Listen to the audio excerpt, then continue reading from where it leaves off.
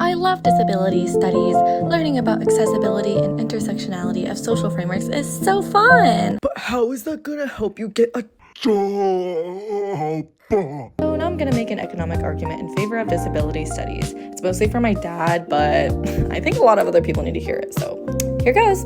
Let's start with capitalism. Capitalism values you for your productive worth.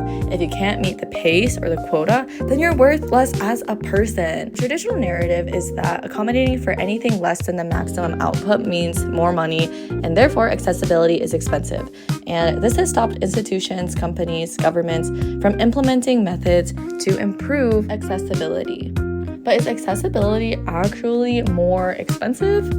I did a little bit of digging and found some studies from 2021 that show us how much benefit accessibility has on us, our communities, and our economy. So companies adding things like caption training videos can reduce conflict and boost motivation in employees, which results in companies' increase in profit.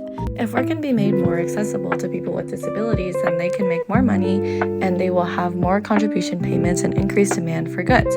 And their caretakers, like their family members or nurses, will also have more time to work and produce more income.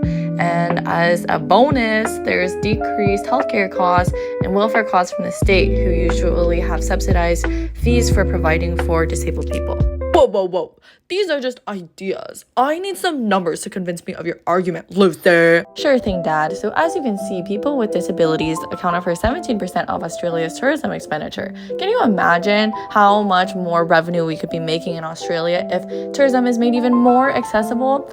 We also see that improving accessibility across various transportation platforms results in a lot of money saved, and $1.27 million for crosswalk strips and 2 million to 52 million euros for London Underground train platforms. In fact, inaccessibility can actually be even more expensive. It leads to decreased consumption and increased insurance and legal costs related to work accidents that are monetary losses caused by inaccessibility.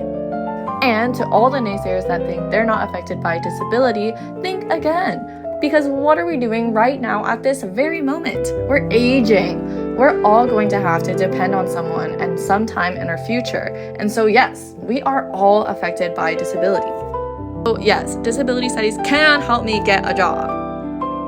But I also want us to think, why are we as humans being equated to how much money we can make? And this is where I think the true power in disability studies lies. It gives us the power to dream of a world that can offer us more than 9-to-5 jobs and living only on the constraints our society has set for us. It's not selfish or too much to ask to have access to health and live in communities where we support instead of marginalize. And yeah, that's why we should all care about disabilities studies. Dad! If work can be made more accessible,